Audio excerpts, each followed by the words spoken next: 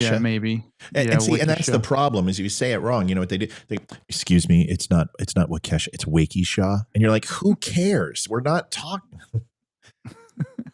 Oh no, you pronounced it wrong. You're an idiot. Right. It's like when you spell something wrong in a post and you're like, excuse me, your entire 45-minute video is completely it's immaterial because you couldn't spell there properly. It's like, dude, I don't have an editor. Okay. I don't have a crew like Ben Shapiro has 47 writers. Okay. It's me. He's not posting. Yeah.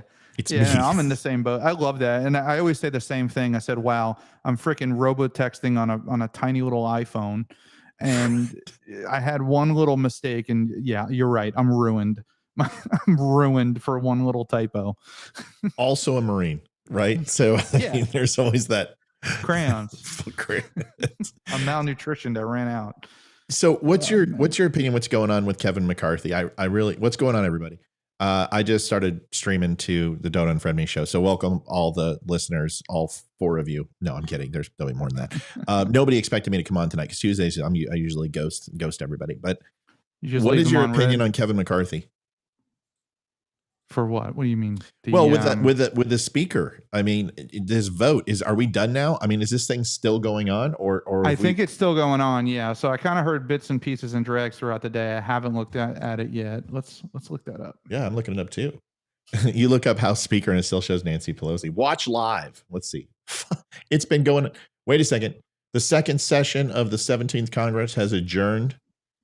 Okay. They're swearing in the GOP leader. Did they finally decide? I got it. You got it? Yeah. Watch live. House speakers assume majority. Everyone's waving and like kissing. Hold on. They're all laughing and talking at you losers. You know, okay, hold on. I've got it for you. I'm going to stream it right now. Yeah, bring it on. If I can. Add source. Share screen. I'm looking at it. Do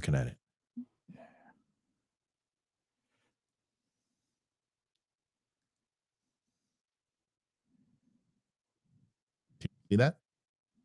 I got a window that popped up on my left that's off that you're running. You just have to bring. Oh wait, let me. Oh, that ain't it. Well, this is fun. Do this all. Oh, you got my flag video. I love that behind there. Looks like the. Yeah, I've been using that for a while. Yeah, that's cool. It was one of those ones I got on iStock. All right, try to bring it on now because I got the 3.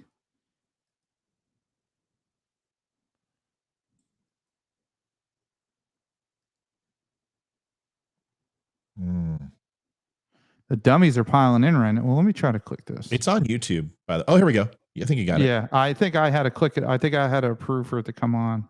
There you go. Well, I can't see it.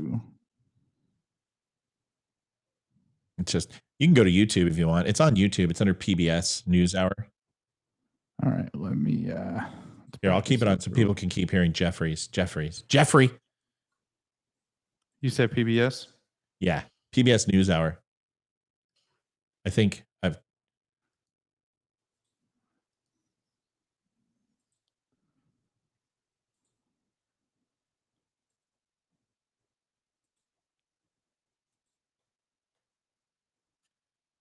Hold on, she's over 150,000 nations have pushed that total over $4 million. Hamlin's family released a statement expressing their gratitude, saying, "We are deeply moved by the prayers, kind words, and donations from fans across the country." Today in Ohio, where the game was played, Governor Mike DeWine held a moment of PBS NewsHour live. Overnight, supporters gathered outside the hospital. Yeah, this is live, January 23rd. Lighting candles and praying for his recovery. Let's go to YouTube. Just type in. Last night was. Just type in Speaker of the House live. We can get. See what it says. I'm just interested to find out what the heck's going on. Speaker of House news. I mean, I really don't need to hear anything. Congress swearing in and GOP leadership vote. House adjourns Kevin without McCarthy electing fails speaker. To win speakership, dude. After 3 rounds of voting. Republicans, seriously, dude. What are they doing? What a clown show. I mean, seriously, dude, we should have. Go ahead. I want to hear yours first, and then I'll cry. I mean, we just finally won the House, and you would think that we have our shit together since we knew this was coming. Yeah, why not argue about this for the last month, right? I mean, literally put it on stage, get behind the scenes, and just bitch and complain and argue and trade ponies. But when you get on national stage, show a unified front. Act together. If we can't do this, how the hell are we going to legislate? Well, we're not going to legislate anything because they still get the Senate, so nothing's going to go anywhere. Yeah, it's just going to be a big lame duck government for the most part. Right, but you still control funding, and ultimately you can still blocking Democrats is honestly good enough for me. But see, people are saying, well, nobody wants McCarthy. Well, that's not true. From what I'm seeing, it's like 18 to 19 people who don't want McCarthy, and it's the Matt Gaetz and the Jordan who are voting for Jordan and stuff like that. And it's just like, dude, just listen. We got to make a decision here. I understand they want McCarthy to agree to this and agree to that, but ultimately, do we want a Democrat in that position? Do we want Jeffries? Is that what we're looking for? Because the more you play grab ass with this, someone can sway a vote. It's too close not to freaking to get this locked down and just and get it solidified. Why can't we show a unified front as Democrats? What the hell? Or Republicans? Doesn't make any sense. Doesn't make any sense, dude. I don't know. I have no idea. All right. Well, I don't know either, brother. But to sit here and do this for 6-7 hours and have 3 votes and not be able to, pop smoke. Well, they're texting and talking to each other since the election. Right. Like, they are, dude. Like, hey, who are you going to? All right, so we need to get together and figure out what we're going to do. Like, that's happening. So there's already a split in the party, and they already can't get along and figure out who's going to represent and lead. So, yeah, but see, the funny thing is people are like, Jim Jordan for speaker. That's great, but he doesn't have the votes. So this is the same thing that's going to happen in 2024. Is that you're going to have people who are going to go out and vote for DeSantis, and we have to, or Trump, and you have to have a unified front. You can't sit here and put up 2 candidates and have that go for 12 months. You have got to get together and decide who's it going to be, put that candidate forward, and then get behind them. And I don't care if Trump supports somebody or somebody supports Trump, but we can't go in with an open ticket and go into a primary that's going to get contested, because this is the type of stuff that's going to happen. I don't necessarily think McCarthy is the best choice either, but guess what? You don't have the votes for Jordan. You're not going to get the votes for Jordan. And if you do happen to get the votes for Jordan, you're going to have to have every Republican 200 some odd lockstep for Jordan, because if not, you open that up and 50% and 50%, Democrats can actually take it, the speakership. How dumb do we have to be to allow stuff like this to happen? They should do Donald Trump Jr. and right. Hey, you don't have to be a member of the House to be a Speaker of the House. Well, that's the thing. But it'll never happen. Well, everyone also said, "Hey, let's go ahead and assume that Donald Trump's going to be the Speaker of the House." And where does this stuff come from, and why do people buy it and believe it? It's clickbait, dude. Imagine one of us making a video, and on the front I'm doing this, and then the big screen comes up and it says Donald Trump, Speaker of the House. I mean, how many clicks you're going to get? I mean, it's clickbait. It's crap, and it's stuff that news studios have been doing forever. I'm not worried about that. What I'm worried about is, why do people actually believe it? Well, that's the problem. Yeah. I mean, oh my gosh, guys, did you hear? Donald Trump. He was the president of one man, one future. Donald Trump is little tortilla boy. I mean, it's little Cheeto boy. It's like, why do you believe that Donald Trump, who is a billionaire, who has been president of the United States, one of the most successful businessmen, no matter his transgressions and things that maybe he didn't do so well. Yeah. Why do you think he wants to be a janitor? Because that's all the Speaker of the House is. He just wrangles cats. That's all they do is herd cats. It's just it's just a thankless job that everybody shits on you. I don't understand. I don't know. I don't know. Well, you want to see if anybody, do you take callers, or have you done that yet? Or you're just going to start doing that? No. So I'm going to start doing that now, because now I can Bluetooth my phone to this, right? You can. Yeah. And then I can take 800 number calls from this. Yes, you could. Or I can run it on Skype. Skype just has been easier for me to use, but it doesn't mean that doesn't mean anything, Now, where do you get your 800 number from? Do you get it from Skype? I don't use an 800 number. People pay for that shit. I'm not gonna... You use 1-888 whatever. I have a Skype number, and it's like dial this number, and it's I mean, okay. Really, are we really concerned about our minute use now? When no, if you don't have an unlimited plan, you need to call me and I will help you. It's not that hard. Help you through life. If you want a walker, I will be your walker. You can put both hands on me and I'll be your tennis ball walker, and I'll get you there. But it's not that hard to go to Comcast and pay $10 for an unlimited line as a family plan. So go do it and get your iPhone 14, folks, from Apple. So yeah, I don't use 1-800 numbers. But you do, and that's professional, and I'm proud of you. Very, yes. Yes. Do I have a really snooty sound effect here? Nope. No, that's a generic panel. You got to get the good stuff, like bullshit. Yeah, you got to get dude. I've got a plethora of sound that we can use and bring in here.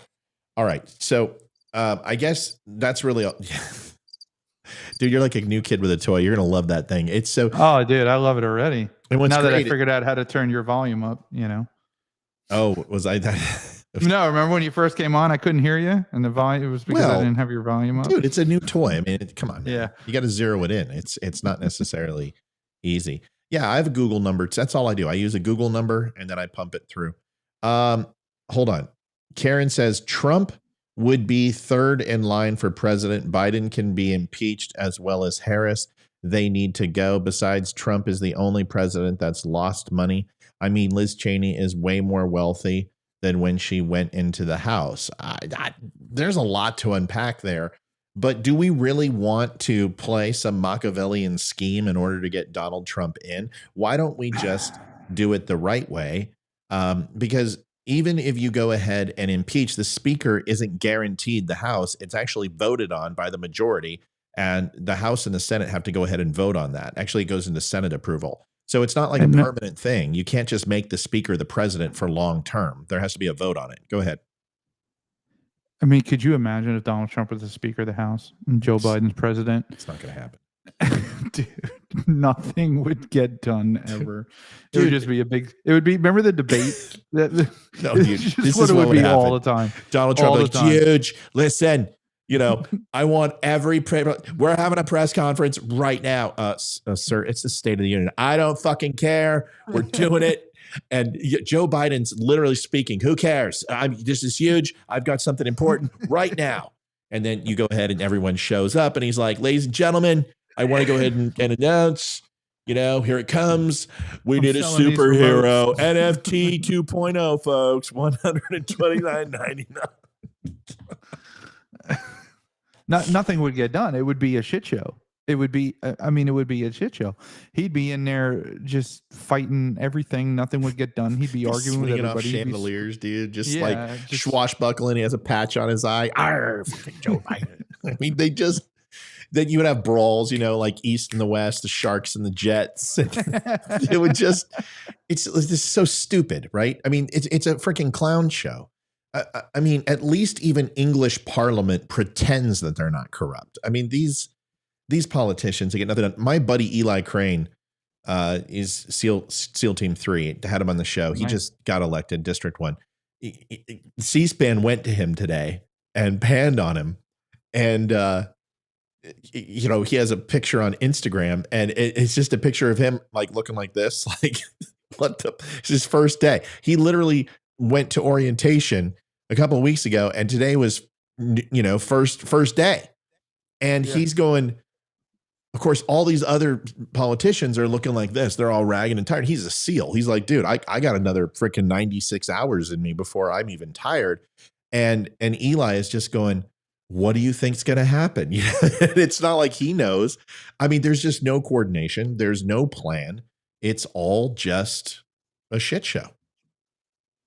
Plain and simple. It's embarrassing is what it is. Yeah, but how do we fix it, man? I mean, really, I mean, if that's the question, how do you fix it? I mean, that's the system is just so deep and so entrenched that it's like impossible to break. You know, it's the system of government we have now is nowhere near what was intended when we started the country, and we've kind of evolved through historical events. But it's just so far deep, so entrenched. I mean, how many laws can you pass until there's nothing left to legislate? Right. Oh, right. You know, I mean, that's all we do. There's millions and millions and millions and millions of laws on the books. And I'm not like just federal and then your state and your local, that everything you do is, I mean, you could walk to the store and if a cop stops, you could have a reason to arrest you. Well, I mean, that hasn't changed. I mean, we've always. I know.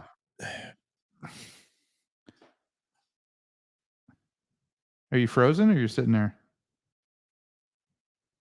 He's frozen. Man, I don't know if you can hear me, but you're frozen. There you go. He's rebooting. He'll jump back on. Here he is. So stupid. It's you. You know what? This happened the last time you came over on my restream. Yeah. So I wonder next time I'm going to come onto your restream and let's. You didn't have any problems on mine. But you literally are like you're literally, if I'm not mistaken, where Ted Kaczynski was. Oh yeah, I'm in the middle of nowhere, dude. Right. I'm in a compound. So, yeah, and I think you're streaming at like 12 Mbps with two mice running around in a wheel. Yeah, it's a pretty stable connection. We have a little bit of breakup, but overall, it's not bad. It's fine. Yeah, it's fine. Well, man, I don't know. I just wanted to jump on and talk about Tate and just like, can we just cut through the BS and stop focusing on pizza and focusing on Greta Thunberg and all this nuance and focus on the fact that it's innocent until proven guilty. I don't even know the guy. I don't even care. I care about sex trafficking, and if he's guilty, well, then let him swing. And then if we're going to do that, can we start actually, holding the people accountable on the Epstein list? And why is this a big secret? And why is Maxwell, her testimony not released and in the open? And why are we redacting public records for a trial? There's no national security involved here. No, well, maybe. Depending on who's involved in it. Depending on who's on the list. Does that mean it's national security, though? No, but then it becomes that if they want to articulate it that way. So it's all on how you can articulate it. Now, if you have somebody, like you were saying, like you were alluding to earlier, like they all have dirt on each other, right? A lot of them. When you're rubbing elbows at that level and people are screwing up and they don't want it shown, and you know, oh, hey, remember when you did this? So I'm trying to think of an example. Like if the head of the CIA was on Epstein's list, right? And he was there doing what he shouldn't have been doing. And then all of a sudden that comes out. You think they're not going to suppress that? Or you think they're going to show that out? Well, that's not the question. I don't think.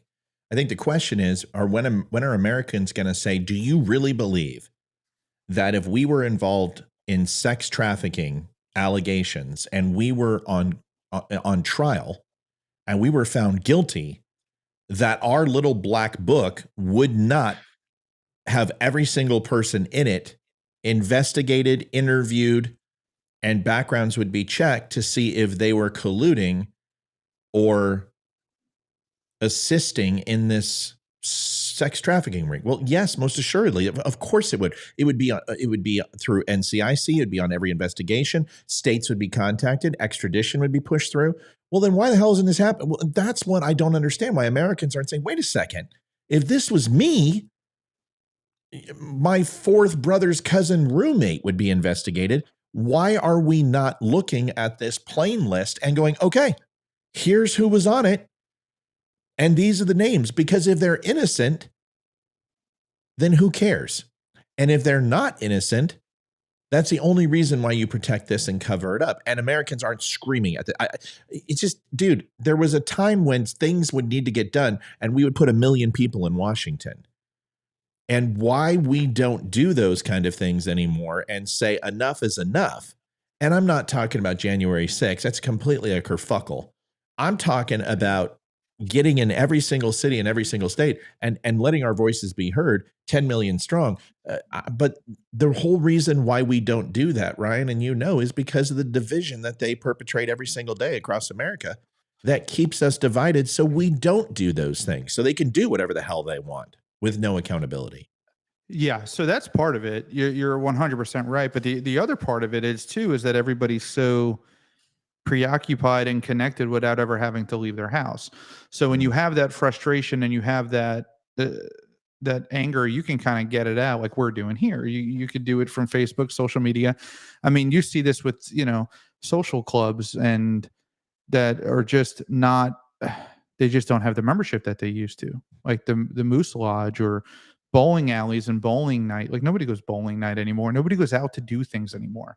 People stay at home and hang out and watch television, and you can get any movie you want on your TV. You don't even have to go to the movies anymore. So our society culturally has kind of shifted to where people are in the home more and more and more. So when it comes time to actually take action and hit the streets, people aren't accustomed to that. People don't go out anymore. But it goes back to what you said too. They do keep us divided. So what's it going to take? Because you can't have a 9/11. You can't have a Hurricane Harvey. You can't have these things that bring us together every decade and have these black swan events. What is the true, is it going to take? Because I thought Roe v. Wade was going to be the crux. I thought that was finally going to, because that's the Second Amendment for liberals. We want the ability to defend and they want the ability to offend and take life. We want to protect life. They want to destroy and kill. Yeah. So I figured that those two, although polar opposites, that's kind of their entire thing now is, besides obviously identity politics and 67 genders and spend money and all that other shit. I just don't understand what it's going to take, because I know what it took in Hong Kong. I know what it took in China. I know what it took in Vietnam. I know what it's taken in Venezuela. And we've seen what it takes. It ultimately takes revolt. I don't think that's necessarily where we have to go. So what is it? Do you think? Thomas Jefferson called this that, more people are disposed to suffer while evils are sufferable than to right the wrongs to which have been established or to which they've been accustomed to. Declaration of Independence. So people are willing to take a lot, right? A tremendous amount of infringement and encroachment before they take action. Now, it's frustrating because you can't say what you need to say. Well, because I'm so afraid of or getting taken down but well, then don't say it. Number one. Here. I got rule number one. I got your back. There you go. You got it out. Yeah. There you go. Okay, so now that you got it out. And I don't think it's time for any sort of revolt, right? No. But I do think it's time, for God's sake. Yeah. But I do think it's time for some action. Now you would say, get out and vote them out. Like, no, it doesn't work. No, because people don't go out and vote. Right. And you would have to literally take all terms and make them categorized by time. So you would stop all tenure and you would say, every senator, you've got 4 years. And then every one of you are going to be up for reelection. And House, you got 2 years and you're all up for reelection. That's the only way it works, because you can listen, if you've got, I hate to say this, but if you have a barracks full of crabs, okay, or you have a boat and it's full of crabs, and some guy goes and sleeps with in Malaysia with some lady boy or something, and comes back with crabs, you don't burn his mattress and his clothes alone. You burn everything. And when Jamie Kennedy, IS-3 Kennedy, gets crabs in Hong Kong, remember, this isn't a very specific story. This is just hypothetical. If IS-3 Jamie Kennedy got crabs, you burn everything. And if you don't, and just burn his section, his bunkmate it has it also underneath him, and then he's going to give it to somebody else. You've got to cut it all out at one time. And piecemealing it together isn't going to do it. And you can't just remove a little bit of here and there. You've got to remove all of it. And that's why our system, it doesn't need electoral college revamp. It doesn't need to go to the popular vote. It doesn't need term limits. No. It doesn't need any of that shit. You need the ability to vote out people and entire numbers of Congress or Senate at once. And that's what needs to take place.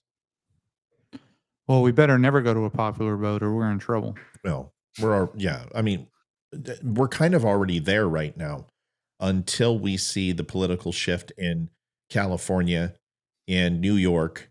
And well, we won't see a political shift. You've seen it before. What's that? You've seen it before. Reagan won California.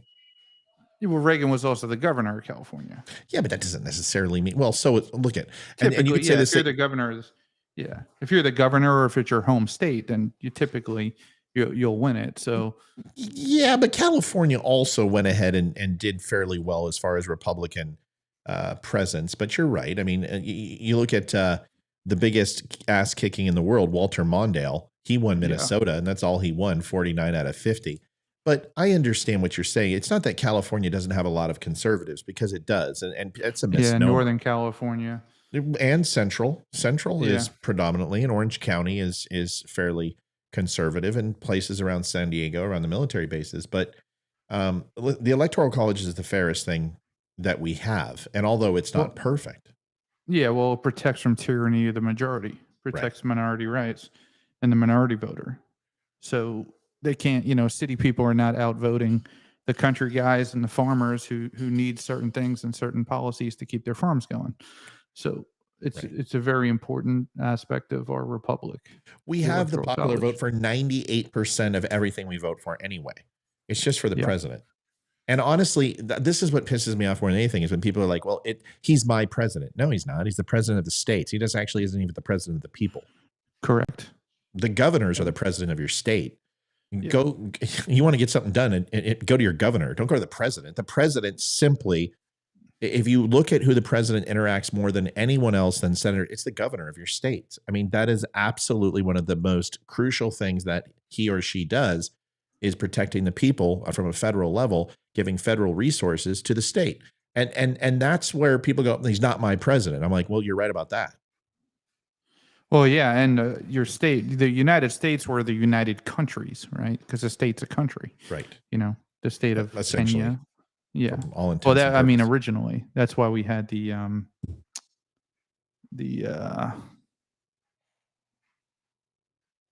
Federalist Papers and the Articles of Confederation, because they were originally just their own individual countries. So back during the American Revolution, the North Carolina was its own country. If you look through the documentation and read what they wrote, or read how John Adams or any of them wrote, they refer to their home state as their country. Right. And that's why we were the United States. But I mean, man, I just don't know. It's gone really far, and it's gone really way out of whack from what it's supposed to do. And it's like, it's almost like you need a reset, right? I don't think we've been reduced to despotism to the point where you need a violent reset. No, I don't think that's warranted. Timothy McVeigh tried that, and it didn't turn out well for anybody. Well, Timothy McVeigh's I don't have a lot of things to say about Timothy McVeigh, and as a positive light. No, I agree. But yeah, right. No, it's fine. Listen, anybody that. A simple background check is going to solve any alphabet agency's problem with you or me. I don't condone violence to change government. I've seen what it looks like. I've seen what overthrowing a government looks like. Yeah. I stood on the quarterdeck when we pulled out of Hong Kong and saw the faces of people. I saw that in South America. It's not a pretty thing. We don't need violence. What we need to do is hold people accountable for breaking the laws that are currently in place. We don't need new laws. We don't need new regulations. And the only thing that's going to do it is people to come together. I mean, that's because when you want to figure out what the problem is, just find out what the opposition is doing. And this division in America of keeping Democrats and Republicans completely divided is obviously what needs to be the antithesis to stop it, which is to come together. I mean, really, is there that much of a difference between midline conservatives and midline Democrats versus this 3% to 5% on the left, ultra right? Are we really that far apart? Do you believe we are? No, I don't. And I think even the people who are the furthest apart from each other have the same view, just on different, trying to figure out how to explain that.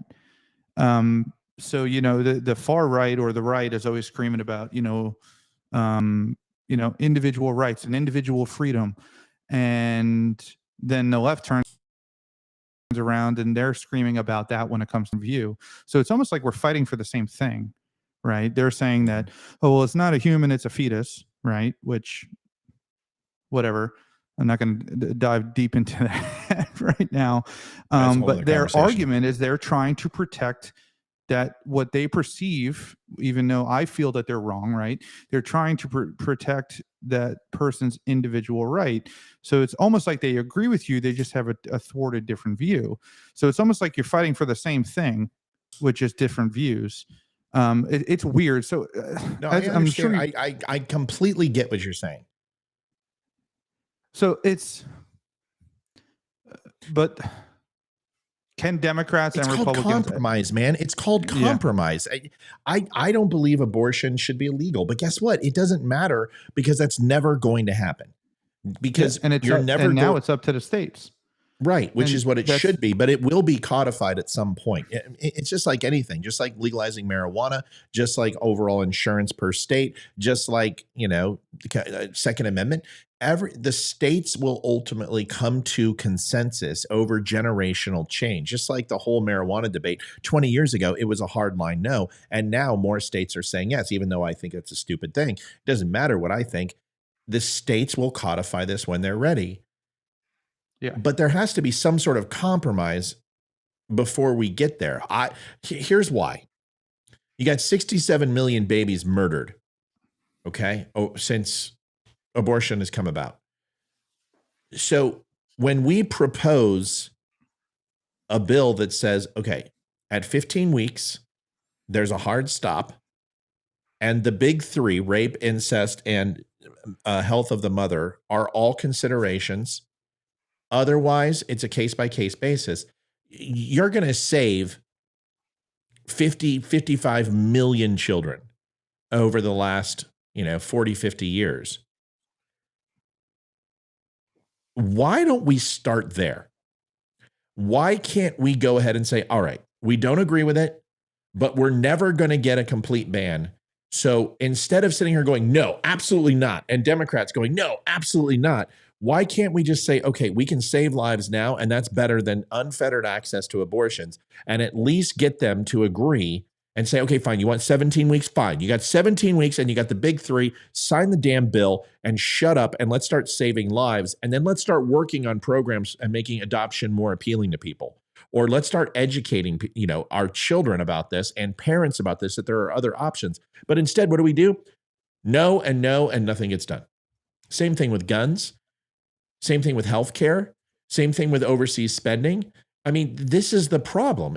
And we sit here and watch this ambulance chase and expect it to be different tomorrow. Nothing's going to change.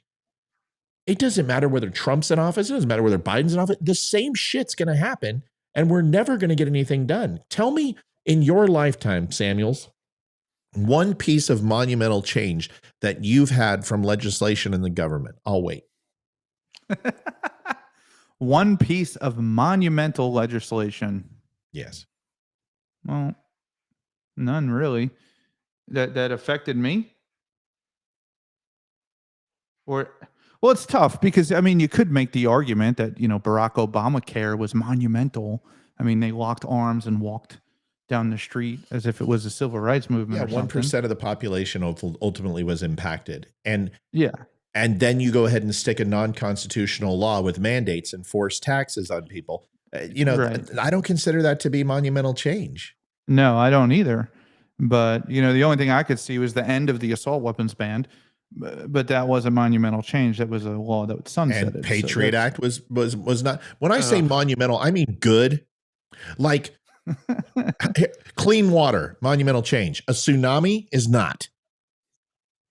So people, if it's a tsunami, that's fresh. Maybe I don't know. It's not fresh water. It's going to be coming from. You get my point. A glacier the size of Mount Everest falling on New York might bring fresh water over time, but ultimately not the monumental change we're looking for. I'm not talking about bad policy, because I could do that all day. I could literally walk from New York to Greenland, Iceland, and England with all the bad policy that we've had. I'm asking for monumental change that actually has helped Americans. No. I'm serious. I'm dead serious. This is your show. I'm asking the people who are watching right now, please somebody list something, because I can't think of one damn thing that has helped America that the government has done since civil rights. Yeah, in my lifetime, no. The Civil Rights Act, yeah. I mean, that was before my time. See, I'm destroying your show. I'm sorry. People are literally at this. They're like, "Are you fucking kidding me? There isn't anything." And everybody, we're just like, "Okay, that's it. Let's pull bait. Let's go home. We're done." Yeah. There isn't. What, the Fed? No. Oh, don't even get me started. Right. Okay. Right. Don't even get me on the Federal Reserve rant and Patriot Act. No. Paris Accord. Iran nuclear deal. No. NAFTA. You could argue the Patriot Act is the worst act ever passed in American history. Sure you can. There's nothing the government has ever done for America. Oh, that's not true. There's a lot of things the government has done for America. It just hasn't happened in 60, 70 years. Yeah. I am 48 years old, and I cannot tell you one piece of legislation that the United States government has passed for Americans. Trump was working on bringing jobs home. Yes. Yes. Listen, Donald Trump did amazing things. I am talking change your life. I'm talking about something that if I'm not for universal health care, and Ryan, I know you're not, but if they ultimately said, okay, here's what we're going to do. We're going to give every American $10,000 who decides to pull their kid out of public school and privately educate their child. We're going to open up, if you want vouchers, fine. If you want overall creating private and creating government funded institutions, if you want to go ahead and do tax subsidies in order to go ahead and fund schools. But if you give us options and you're going to say, you're going to have 7 or 8 different options on how to school your child, that would be monumental change. But it would require the parties to actually meet up and say, okay, well, we don't like this. We like this. We like this. We don't like this, and agree on it. Nothing like that has happened since civil rights. Correct. The only thing that's happened is that they are taking more and more away from us. Our taxes are more than they've ever been. The deficit is more. There's more legislation in place now than there's ever been. Executive orders are slung around like frickin' Tinker Tots. Like their actual law. Right. Which that's the most terrifying thing about executive order, is that an executive order is completely useless unless it's attached to a piece of legislation executed by the House and the Senate. And then ultimately the president goes out and follows through with the funding and gets the things done to make sure that law is enforced. That's what an EO is. But you're right. An executive order is just thrown around for any reason. Like an executive order is supposed to be for like a dire situation. Like Congress doesn't have time to get together and this needs to happen. Well, I think that's part of it, but executive orders ultimately are endowed to the president in order to enforce the law. Example, piece of legislation comes down to okay, we're gonna go ahead and protect all 2,700 miles of the border. We're gonna build a wall. We're gonna do this. We're gonna put 1,000 agents per 100 square miles, and ready, set, bills done. You've got 500 billion to make this happen. Ready, go. And then the president will use executive orders to get through and essentially direct where that funding goes in order to get that accomplished, whether it's using National Guard, hiring 100,000 border agents, whatever. And the president's administration, that's their job, is to enforce the law. That's what an EO is designed to do, is ultimately to execute the laws that the House and the Senate pass. That's not what it's being used for. What it's being used for now is an overreach that when you can't get something done in the Senate and the House, is to go ahead and do an EO and then hope that the SCOTUS doesn't pick it up within 3 years before your administration's over and put a big old freaking unconstitutional tag on it. That's what Obama did with Obamacare. Well, and that's what Biden did with the mandate. Right. Well, that's what's going to happen. That's what happened with abortion, right? I mean, same exact thing. Same thing happened with abortion. Well, it's very totalitarian, for one person to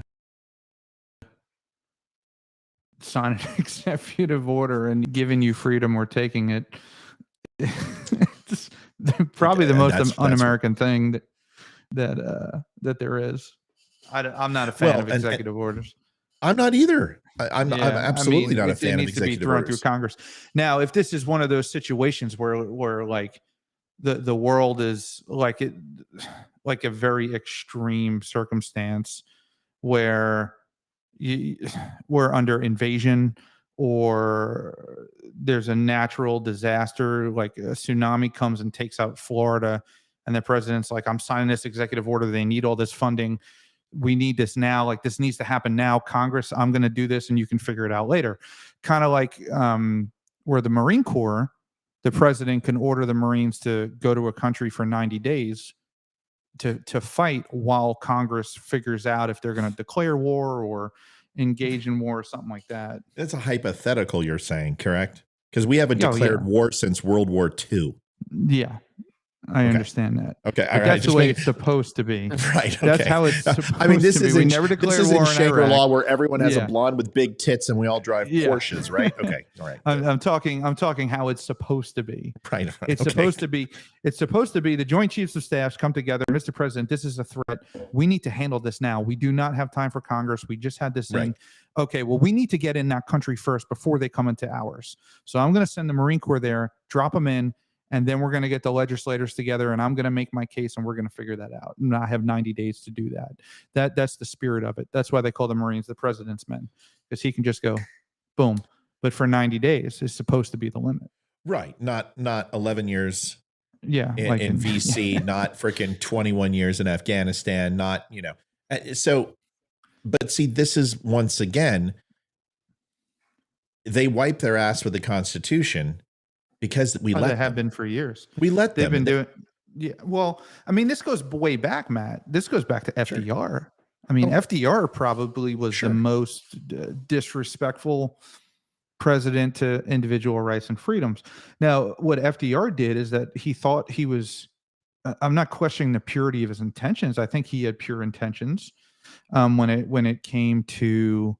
The new Bill of Rights, and he's trying to give everybody a free home and all this socialist crap. The great man.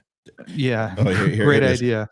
It works until you run out of other people's money, right? Right. So, I mean, but this stuff has been going on. So a little piece of history, the Silence and Sedition Acts were passed by John Adams. I mean, John Adams was the second president of the United States.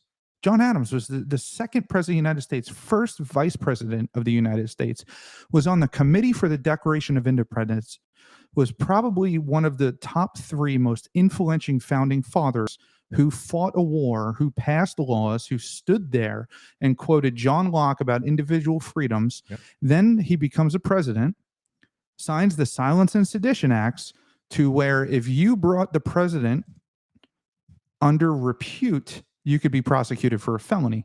So the original people who signed the Declaration of independence fell presidency, right? And this has been happening about, which is the libido dominante, or the lust to dominate, which is inherent in all of us. Some of us have it very suppressed through discipline, and others just don't, right? And there's far too many people with libido dominante in our government.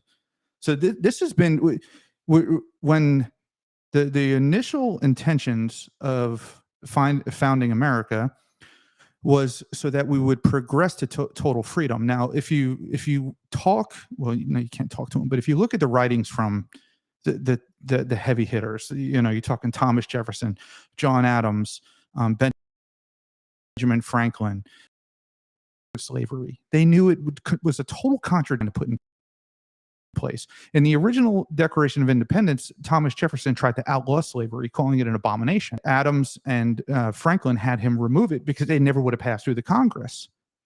They were like, listen, we agree with you, but if you put this in here and we try to pass this Declaration of Independence, it's never going to pass. You have all these slave owners here. They don't want to give up their slaves.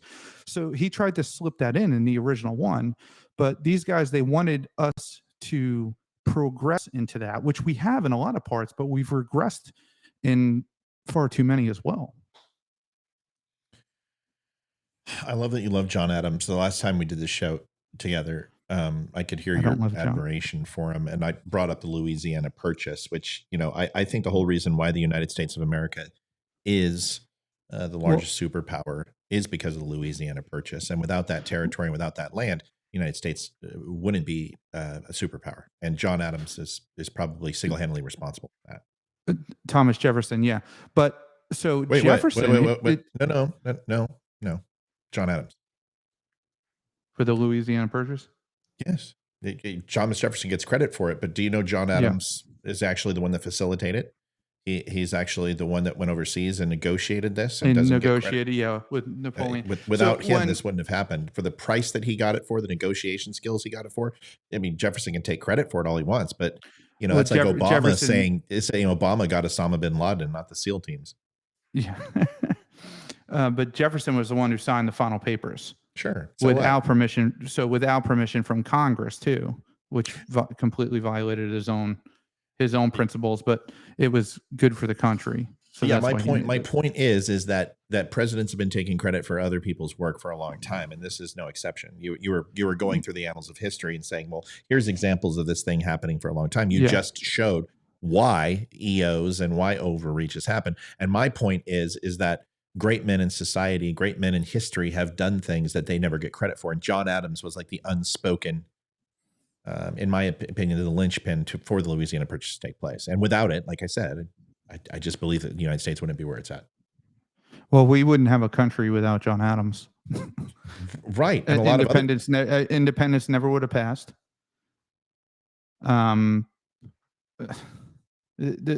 We wouldn't have a country without John Adams. Oh yeah, it's ridiculous. He's yeah.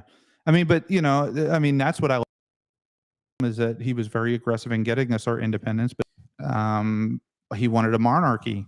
He went to the Senate floor and he wanted the president to be called His Royal Highness, and he wanted George Washington to be elected for life. He had a lot of totalitarian impulses himself, just one of his faults. But that's what I'm trying to say is that everybody has that, right? So every person of power has that. When you have massive amounts of power and we've come to the point where it's almost unchecked, that it corrupts you, which is why our initial intent was to have all of these checks and balances and nobody in cahoots with each other, but where we could still get things done. And we've gone, I don't even think people fully understand how far away we are from that. If our founding fathers, all of them, I don't care how extreme they were, like Alexander Hamilton, extreme federalist, wanted a national bank like we have today, the Federal Reserve, believed in totalitarian federal government. If he came here today, it would be too extreme for him. Oh, of course. Yeah. Of course. Yeah. And listen, there's no doubt JQA, complete federalists. And the thing I'm trying to say is that, in my opinion, back then, whether you were an anti-federalist or a federalist, whether you believed in big or smaller government, whatever it was, whether you believed in a monarchy or you believed in a constitutional republic, whatever you did was designed for the benefit of America. And there were arguments on each side, which is why our political structure is an amalgamation of several different forms of government. It's not one thing. And we have kind of a mishmash government that we have because we had so many different opinions on the table. And I think that's the genius in the founding fathers, is finding the good things in all and then not necessarily contradicting and allowing, for instance, the way we do elections has been twisted and changed over time and is not necessarily where we wanted to be. Political parties are not where the founding fathers wanted to be. The fact that 98% of our founders and people who signed the Declaration and the Constitution of the United States were religious people, and the separation of church and state necessarily wasn't their number one focus. There are so many things that are contradictions now, and I think that's ultimately where we are, is that somehow people feel that the political parties were always divided and that there was this left and right side to our politics, and that's not the way it's been. No. And someone just said liberalism is socialism. No, it's not. Liberalism is not socialism, because classic liberalism is how Republicans and Democrats were both founded. But this isn't liberalism, what you're talking about. The Democratic Party are no longer liberals. They're progressives. And there's a very big difference between progressive policy and it goes further left than moderate policy. And there's no such thing as a blue-collar Democrat anymore. These things are foreign substances when it comes to political parties. Is you have the extreme right, you have the extreme left, and then you have what I consider to be moderates in America. These are the people who really don't spend all day in front of political TV. They don't necessarily stay in the know, but they also don't feel the things that we see every day, which is a hatred for the opposition, an almost civil disobedience towards anyone other than people that think just like you. And unfortunately, that's spreading. This cancer is starting to take over, and it's because of social media, right? It's what you alluded to, that we don't get out and sit in front of a fire anymore. We don't go over to our neighbor's house. We sit here and we allow social media to influence how we interact with people, or the lack thereof, in our real lives. And without that, we're never going to get back to some sort of sense of cohesion and working together. And that's really the crux of all of this. You know, that's what Ted Kaczynski's whole battle was about, right? Holy shit. You've mentioned Timothy McVeigh and Ted Kaczynski. Well, you said I live where Ted Kaczynski lives. Well, right, but I didn't start quoting his manifesto. Yeah. So tell me about Ted Kaczynski. No, I didn't know this. Tell me. What. So if you read Ted Kaczynski's books, and you should, the guy's a complete. What he did was completely wrong. Let me just throw this out there. He should not have been bombing people. This is the Unabomber, if you don't know who Ted Kaczynski is. Completely against technology, and saw where technology was going, and that it was going to end up in this where we are now, basically. But you can't. He's nuts. Never should have done it. But he's an absolute genius. And I say that because he graduated from MIT at like 16 years old with a double doctorate. Right. Yeah. So the guy was highly intelligent, but that evil genius, psychotic. So that's just kind of this is the stuff that he was talking about. And, you know, I'm a nerd. I like to read. Do you think he was really psychotic? I mean, hold on. I mean, could you label him as psychotic, or would you say that ultimately he was an extremist? And probably I would say he's an extremist. But if you talk to, again, not talk to, but if you research and watch what his brothers and parents talk about him, they talk about not really a personality, no remorse for things, inability to read other people, which is you have psychopaths who were born that way, and then you have sociopaths who are psychopaths, but they were just socialized that way. So if you look at Ted Kaczynski's childhood, to me, from what I understand, I interpret that as he's a psychopath. But that just, I mean, psychopaths are everywhere, though. That's the thing. Just because you're a psychopath, look at the characteristics. It's very similar to narcissism. Psychopaths and narcissists, they're only like a couple lines of delineation away from them that turns them into a psychopath. Yeah. So, but we tend to think that psychopaths are killers, and they're not all killers. They're everywhere. You know, the biggest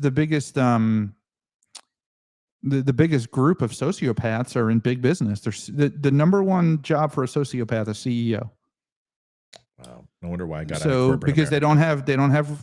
they don't have like remorse. They don't care. Well, you're fired, or no, I'm going to take this company. It's not yours anymore. Get out of here. You can go live on the streets. I don't care.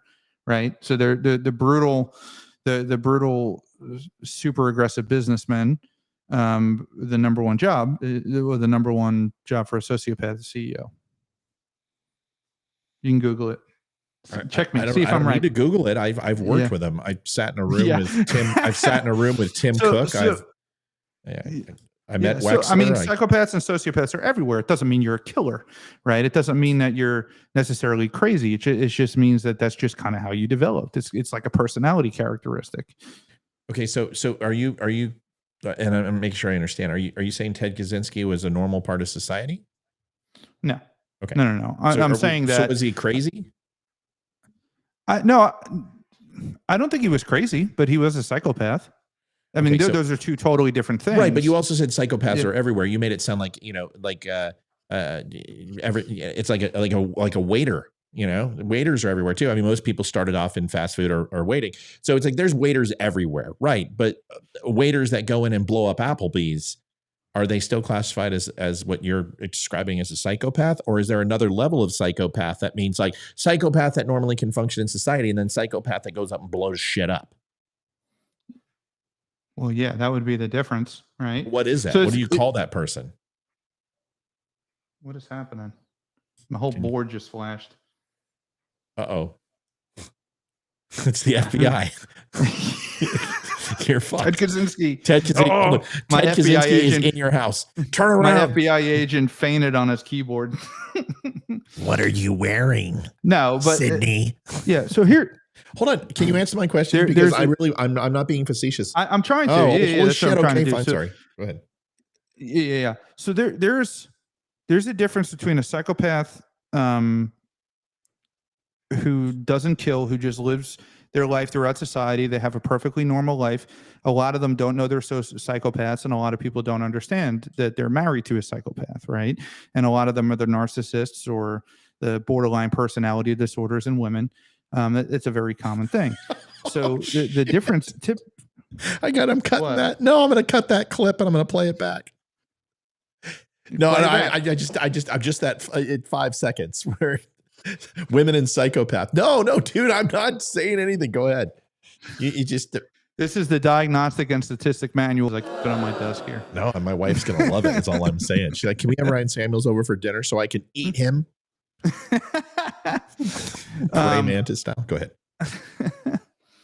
But so something pushed Ted over the edge, right?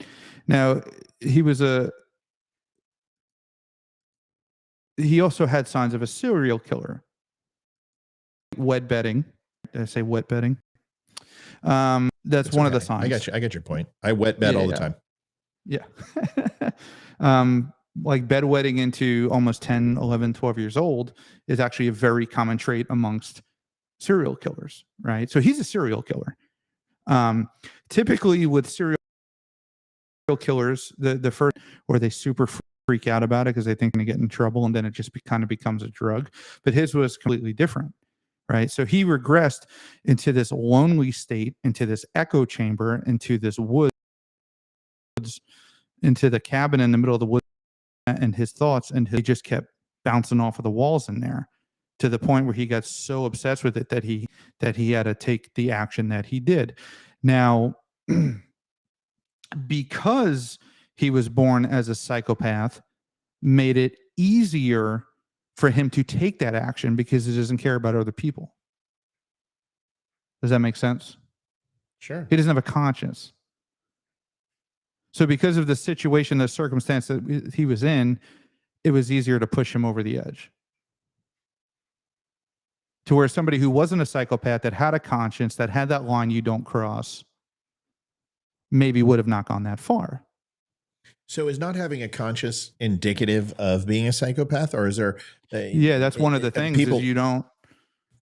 Hold on a second. So people who are, is there any other type of personality disorder that shares that trait of not having a conscience other than psychopath? I mean, maybe I'm not a psychiatrist. Well, well, damn it, you don't get to do that. You're literally, you sound like a psychiatrist, or you slept at a holiday. I did major in psychology. That was one of my majors in my undergrad. All right, so I double majored in psychology. I don't know. I mean, I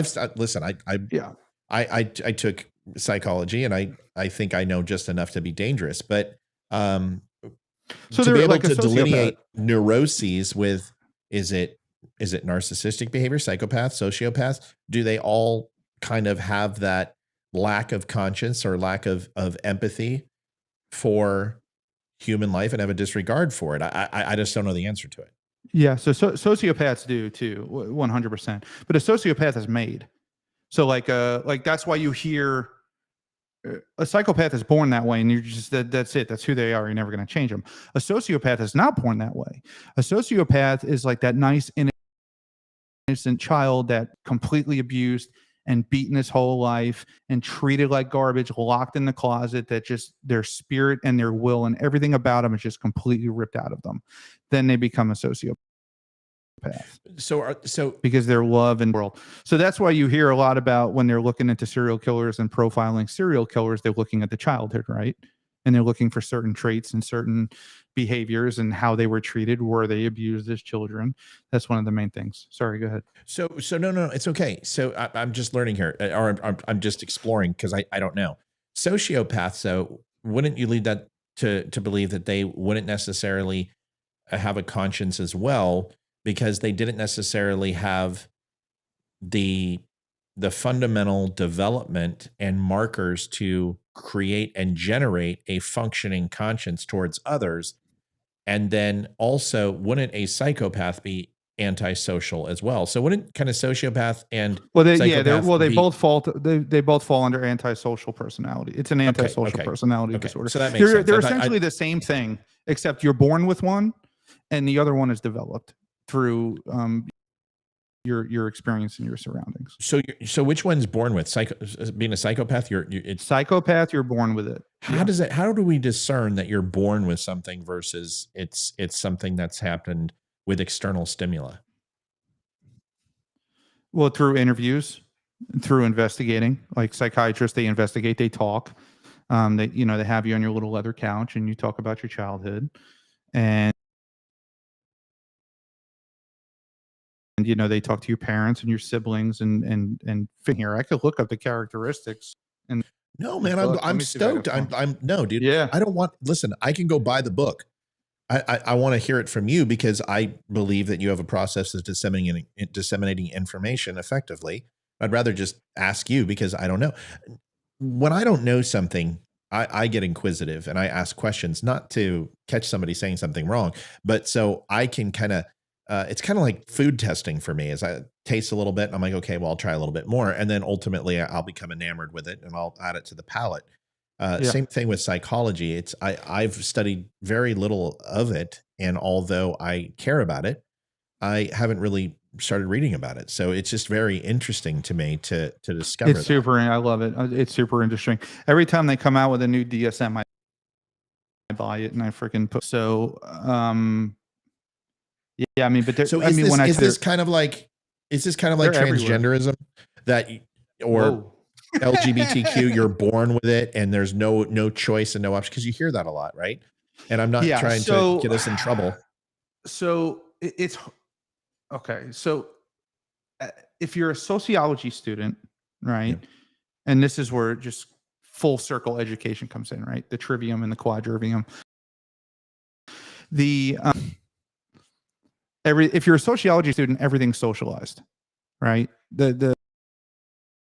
If you get really into the deep philosophical side of it, your parents are straight and you were around straight people and you were socialized straight. And the same thing goes for, where'd you go? He hung up. He didn't like it. That's not true. It's the thing, dude. It's been an hour or whatever. So go ahead. I heard you when you stopped. Go ahead. So in sociology, they believe that 95% of everything is socialized. If you're straight, it's because you're socialized to be straight. If you're not, it's because you're socialized. Something in your development, in your queue, triggered you to start thinking and moving and acting that way. Now, I'm not saying that's true. I'm just saying that's the side of it, as far as the philosophical process. But I had this conversation with one of my sociology professors, very smart woman, graduated Stanford University with a PhD in sociology. And she said, "Oh, well, women are socialized to gender stereotypical roles." And I said, "Well, what about lions? I mean, a male lion just sits around all day and does nothing. Are they socialized that way, or is it just in their natural development through evolution?" So the sociological side of it is philosophical, right? But there's a lot of science in it too, which is it's a super interesting subject. So when you study, that's always been my argument, is that it's not just necessarily one or the other, because one of your commentators in here, I really appreciate the fact, because I'm listening to what you're saying, and there's a lot of correlation between the two, is that from having a mother who, let's just say bipolar disorder, is that developed? And my belief is absolutely, and it can be inherent and passed down genetically, of course, but also from external stimuli, and seeing that behavior. I believe that you can absorb that through osmosis and ultimately have some of those same type of neuroses that you see when you're growing up. Therefore, it wouldn't just be inherent; it would also be external stimuli can. Yeah. So believe it or not, take place. Yeah. So in the academic world, it's a constant conversation where they saying that it's both. Yeah, well, you have people that say that it's both. You have people that in an academic environment, you have people that are saying no, everything's socialized. Then others that are saying everything's biological. It's just who you are. You're born that way. But it's a very in-depth conversation that happens in colleges all across the country. Okay, so I mean, it's a common is foreign. But I'm with you, because I do think that there's certain genetic traits that kind of are within you, but then if you're socialized, like genetic seeds that are in you, but then when you're socialized to certain things, that seed maybe starts to grow. Correct. Yeah, because would you be an alcoholic if you were never exposed to alcohol? Right. And they say that that's genetic, or did you just grow up watching your parents drink all the time? And I think it depends. And that's the one problem with the study of sciences, is that you have incontrovertible fact based upon the evidence that we have, and then you have supposition, which is based upon the largest correlation of factual evidence that we have. It's really difficult when it comes to the social sciences to say that these are exact, because they're constantly evolving, constantly changing the more we learn about the human brain and emotions. And that's where you and I get in trouble, because when it comes to the LGBT community, which I support inherently, and everyone has a right.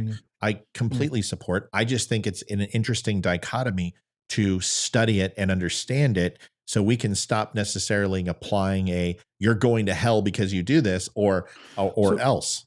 Yeah. So for me, if they say that, if we're talking specifically about the LGBTQB or whatever it's called, I know they keep adding letters, which is fine. To me, it doesn't matter. I don't care if you're born that way. I don't care if you're socialized that way. You have a right to do what you want to do. It doesn't. I'm not even going to get into that argument. You can do whatever you want to do, as long as you do not hurt anybody else. If you're in a consensual relationship with anybody, it doesn't matter, as long as that other person agrees. Correct. Yeah. You and I have the exact same opinion. Yeah. Okay. So, well, see, dude, I love talking to you, man. I do. I just. And so I don't mean to put you on the spot. Like, if you were to bring up the John F. Kennedy assassination, you fire at will, right? I'm ready to go. You want to talk about Civil War? You want to talk about thermodynamics? Probably be able to have an interesting conversation. You want to talk about whatever. But we all have our study ofs, our ologies, and I've always wanted to study psychology, because I've never found a lot of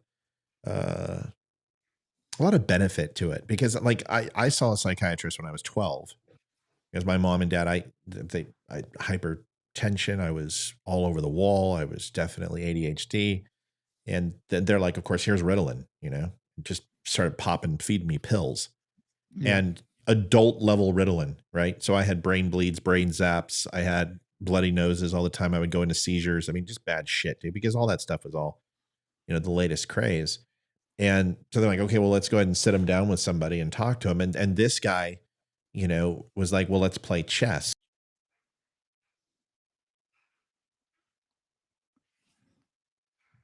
Frozen.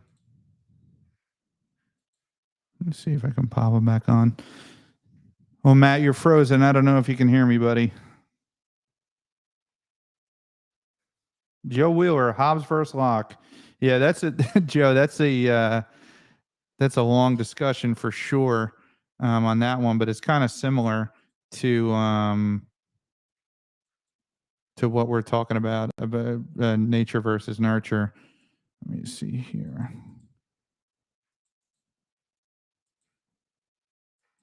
I'm going to go through the comments and see what we got here while Matt's trying to jump back on.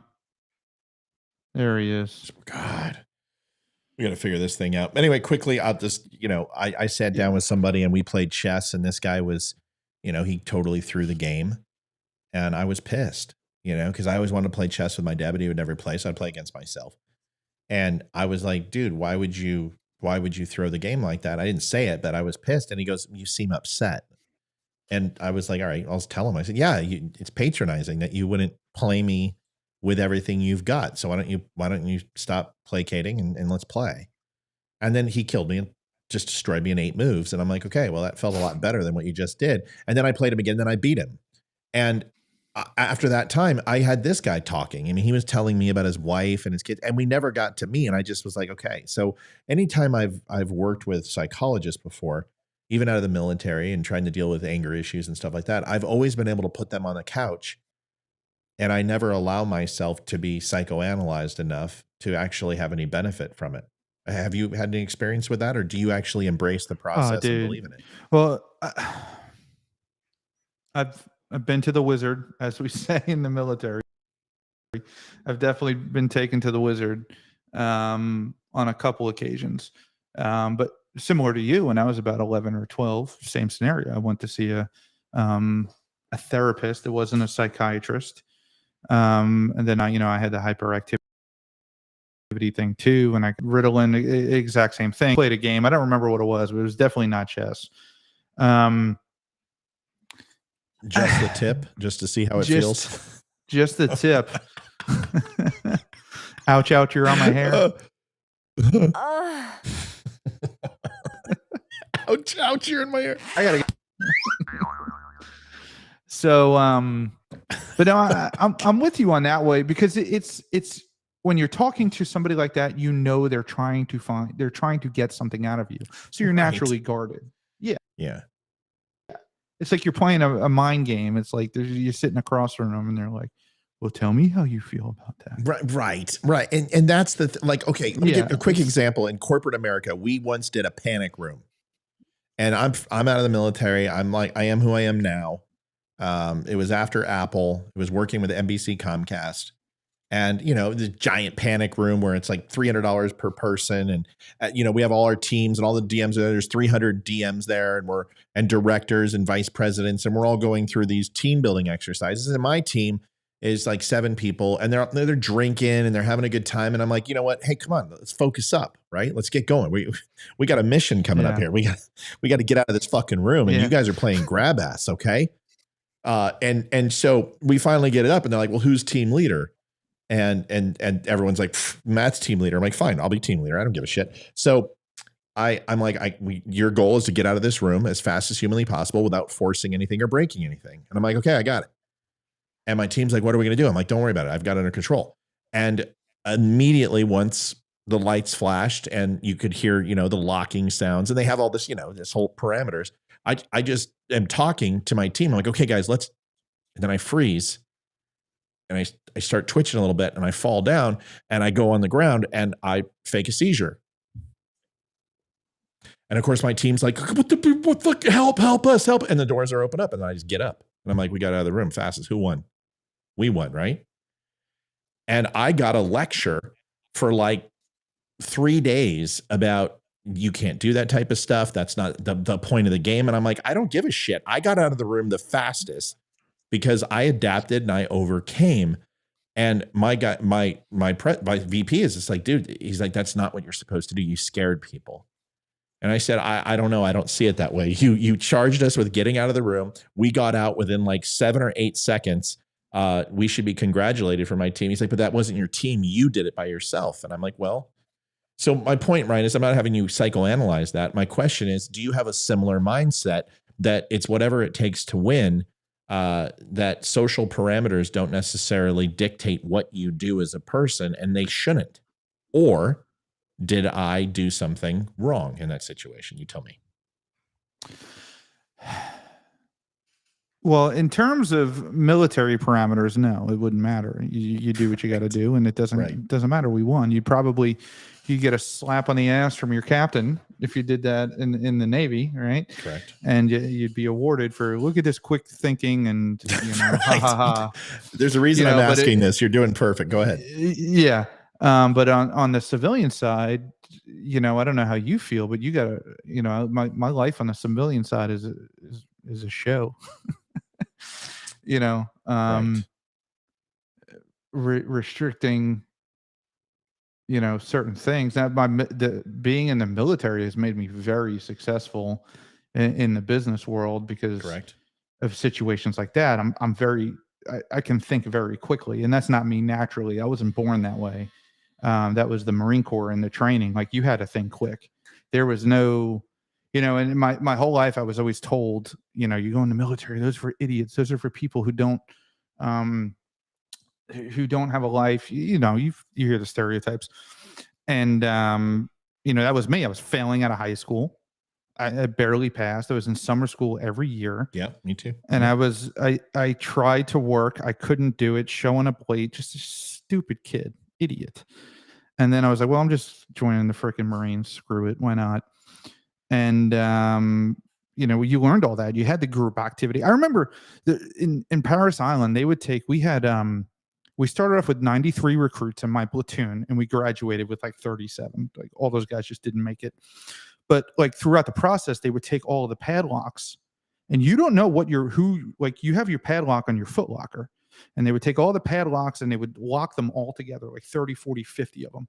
And your name isn't on it or anything. And they'd roll it out, and you have 5 minutes, everybody unlock that, or you're all done. We're going to fucking smoke you if you don't get that done. And we would get it done. And you're talking, we're just right. So in the military, we're put in a situation where there's no not succeeding, because they train you to know, not to think, but to know that if you don't succeed, you fucking die. Or even worse, the person next to you dies. Correct. Because you screwed something up. So we're going to do whatever it takes, and it doesn't matter. I'm going to get it done. I don't care how dirty I have to get. I don't care what I have to do, but this is going to get done. So, but in the civilian world, it's frowned upon.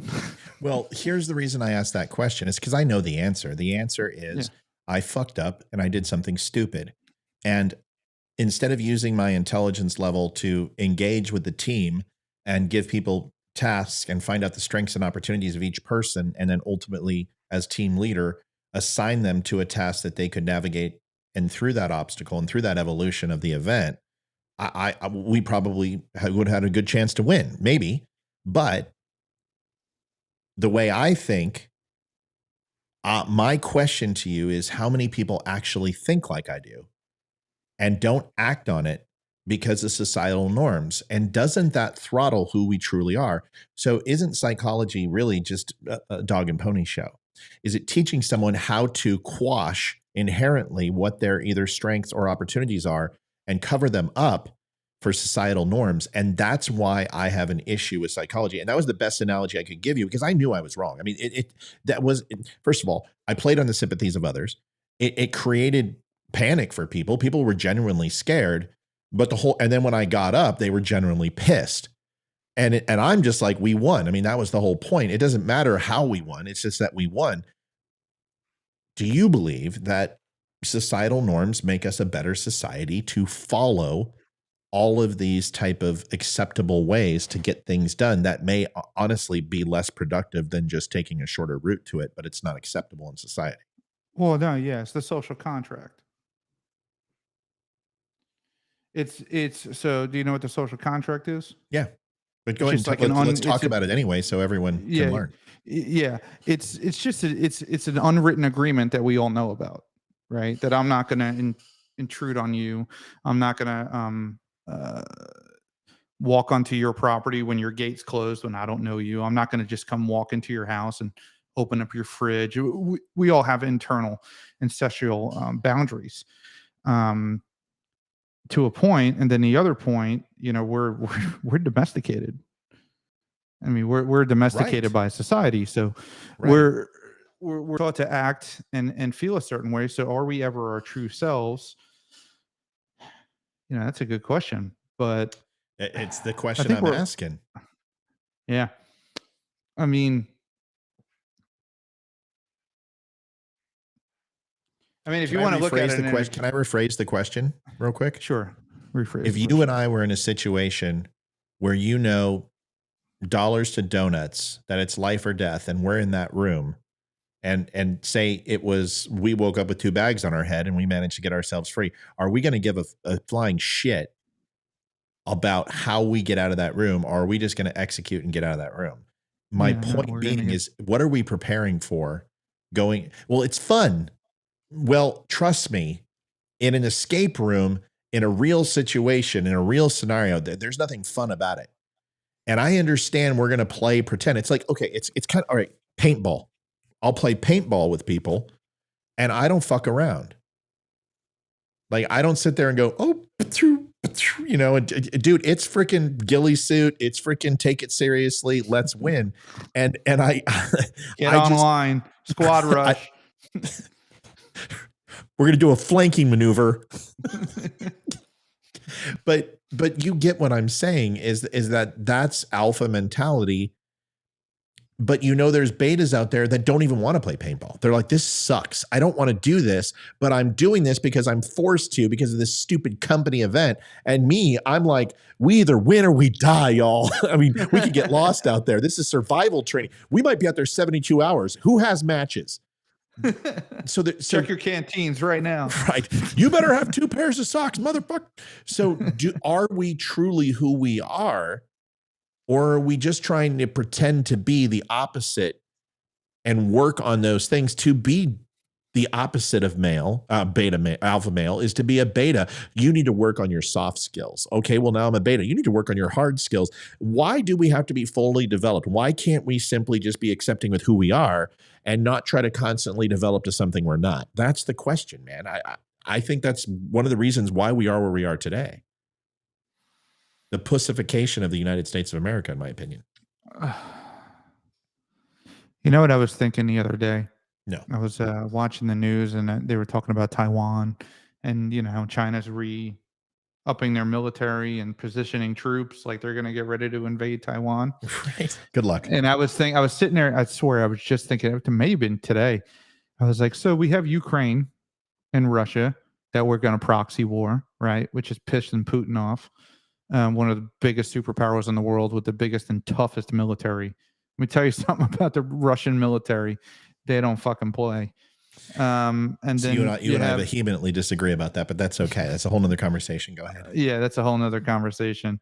I had an experience with them, but we'll get back to that. We'll circle back. We should. I really would like to hear your perspective and tell you why you're wrong. But and then you have China with an endless amount of troops who, if they invade Taiwan, and you know, what are we going to proxy war that too and roll right into World War III? Logistically, it's not that easy. Yeah. Remember Normandy and how long that took to plan. China doesn't have the logistical power to do that yet. So, but anyway, go ahead. Not yet, but I'm talking 2 superpowers. Yeah. And I was just thinking, yeah, what would happen if they just invaded the U.S.? Would the left come out with their dildos? No, you would have 360 some odd million firearms. And well, I know that part. Yeah. And like, just stay home. We got it. Russia doesn't have Russia can't even fucking take Ukraine, bro. You're talking, okay, first of all, you're talking about somebody whose AOR was counterintelligence against Red Russia. So I know a little bit about Russia's capabilities, and they are not a military superpower. So, well, the country's a superpower, right? No. And then what are they? They are a failing, propagated rust fleet of archaic systems and a bankrupt country that ultimately knew that if they didn't get into Ukraine 10 years, they would be completely insignificant and sucking hind tit to China. Yeah. So my experience was when I trained with the Russians, not necessarily, you obviously know more about their military capabilities and equipment and logistics and all of that. I was just talking about the toughness. Oh, they're fucking incredibly tough. Yeah. They're when I was saying that they don't fuck around, no, they don't. No. Yeah, like, I mean, their training consists of laying on their back and getting heel stomped in their chest and stomach, and breaking ribs. And you're not going to tell me that Russian special forces, that Russian Marines are not incredibly strong, incredibly tough, and amazing. Yeah. I mean, so have you been to Russia, or did you trade with them out of country by chance? So I train with them here. Okay. So go ahead. There was a little thing. I was intimately involved with some KGB people from when I used to guard assets. A little something called the START Treaty. And those guys, I got a story. I think, how long has it been? What do I got? 10 years?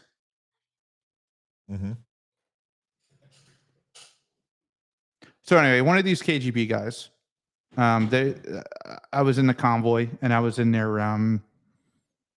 Winnebago, and they brief us on all these guys that are coming in to do the inspection. Right. And they're saying, this guy, he's KGB. This person's actually a legitimate inspector. This one's got a photographic memory, blah, blah, blah, blah. And this one's an agitator. So I knew all this stuff, and I'm standing there. Nice. And he gets up, and then he pretends to fall and lunge at me. And I'm like a 22-year-old Marine. Sure. You're going to react. That's what he wanted, right? But I didn't. But I didn't, thank God. That would have been an international incident. That would have been. But the story, I could talk about it now. I'm just going in my mind whether or not I can. No, because I think do the same thing. It's fine. I know what you're doing. That's why I'm not pushing. Yeah. So the START Treaty is gone. It's sunsetted, right? Or did they re-up it? I think they. I think it's gone. If the START Treaty is gone, I don't know. Let's find out. Yeah, that's what I'm looking at. I know of what you refer. Whether it's still pending, I have no idea.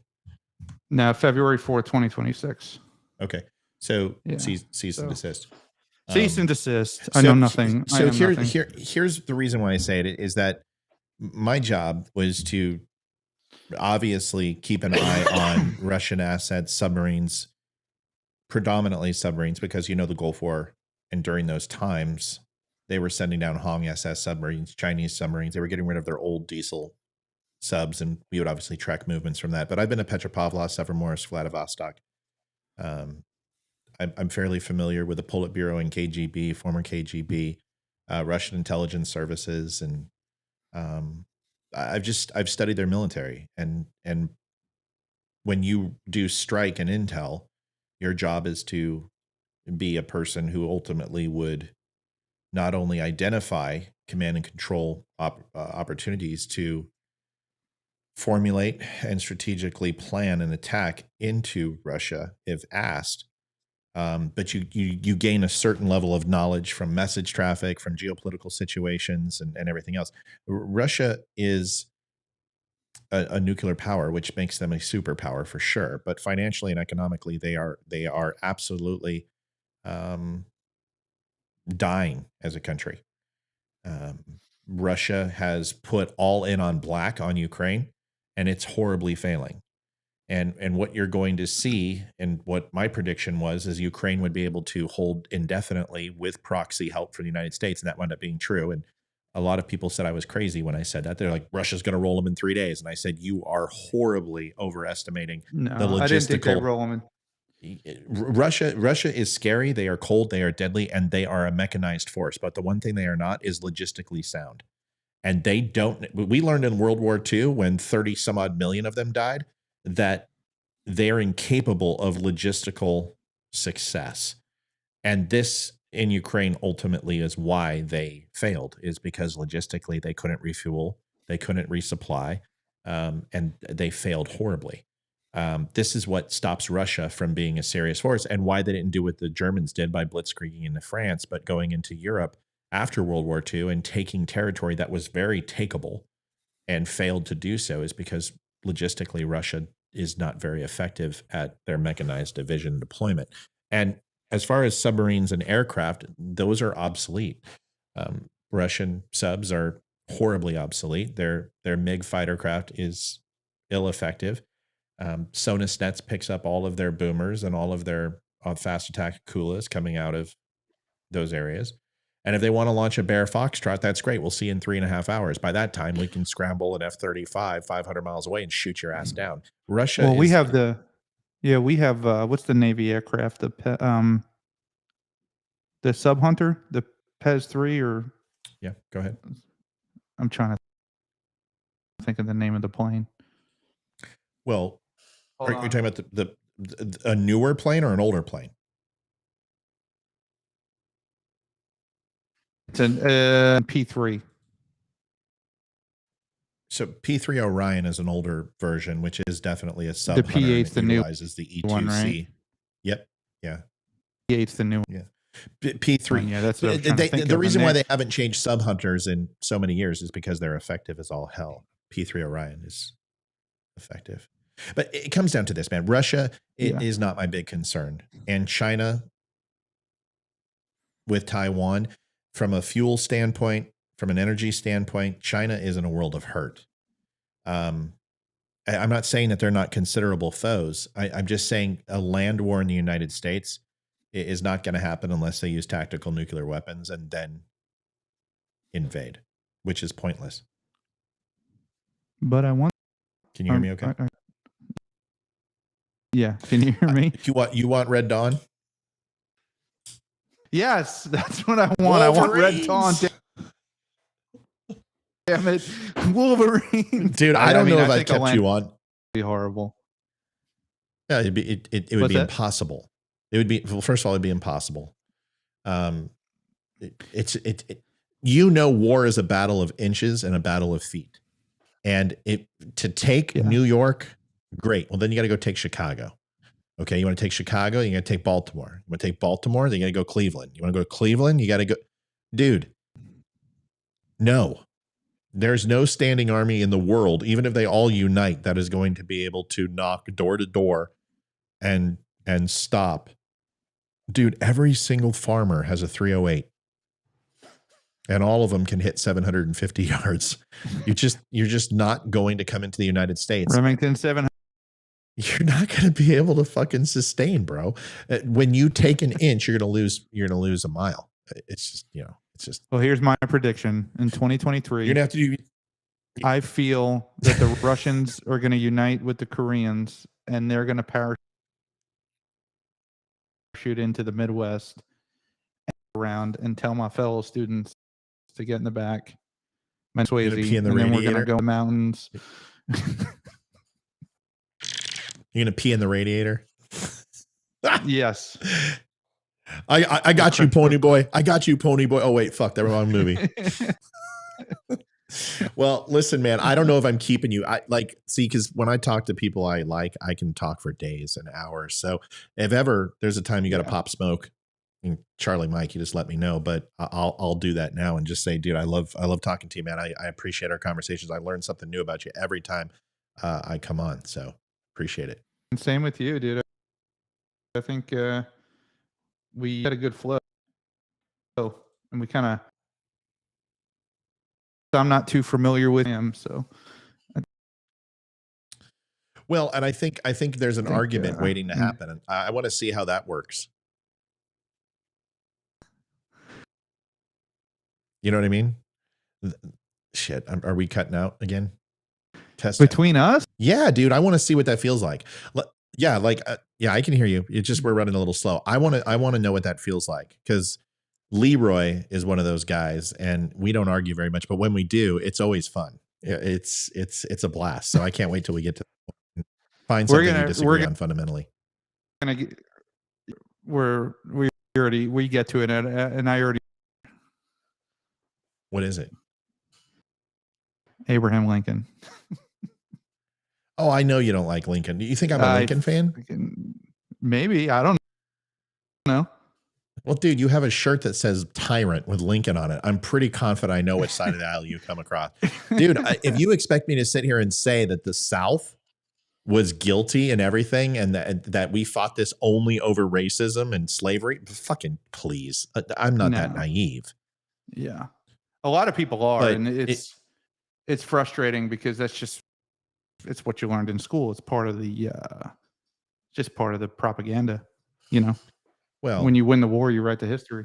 I don't think we'll argue over that. I don't think I have a dog in that fight, because I can see the inequities in Abraham Lincoln. And so I wouldn't deny that. It's like, I think you and I will argue on, I don't know what we'll argue on, but there is something, and I'm sure there is, and I hope we can find that one day. We got to get like a little bell sound effect. Oh, hold on. I got one for you. I think I've got one for you. I got to figure out how to load this up. Yeah. And you've also got to assign it. Yeah. You get, so you got to get one. You got to get one of these, because you can put all your sounds on your Stream Deck too. I have it. Okay. Then you got to do that too. Stream Deck. Yeah. You can change pages on your Stream Deck, right? Dude, your connection. Freaking Ted Kaczynski. FBI just popped. They just put flashbangs into his house. All right. All right, buddy. How is it now? Yeah, you're better now. You sound gravy though. You sound good, dude. That processor is ridiculous. All right. All right, brother. I'm gonna let you go, buddy. All right, man. I'll talk to you soon. Thanks for having me on. It was enjoyable. See ya. Veteran crisis line. Oh yeah, shit. Veteran crisis line. If you don't know, let me see. Shit, can I pop this up? Okay. Veteran crisis line. I'm going to give you the 3-digit number. 988 is all you need to hit now. You don't actually have to dial the 1877. God, I can't believe I don't remember it. That's ridiculous. Hold on. I've said this 700 frickin' times. 1-800-273-8255. Press 1. Veteran Crisis Hotline. 22 veterans a day commit suicide. Traumatic brain injury, PTS, anxiety, and depression are all very real. Please do me a favor. You recognize these signs in a veteran. One thing that we always learn in the military is you need a swim buddy, you need a battle buddy, and right now veterans need anybody. That anybody is you. Please provide this number. If you can't make that phone call, I will make it with you. You can reach out to me. You can reach out to Ryan or any other veteran. We'll be happy to. We've been in that hole. We know how to get out of it. Remember that it will never be disclosed to your duty station. It will never impact your service. And if you are not a veteran, you're a civilian, don't let the name fool you. You can dial that number at any time, and you can go ahead and call free of charge. By the way, Ryan, we got to talk about Minutemen Coffee. Definitely. He's my boy. And Don would love to talk to you and love to get you some samples. So if you're not selling coffee, let me know. He'll take care of you. He's awesome. And I'm going to probably be working for him as of tomorrow. So just FYI. Yeah, let me know. Yeah, I'll put it in my shop. Pop and smoke, buddy. Charlie. All right, brother. See you, man.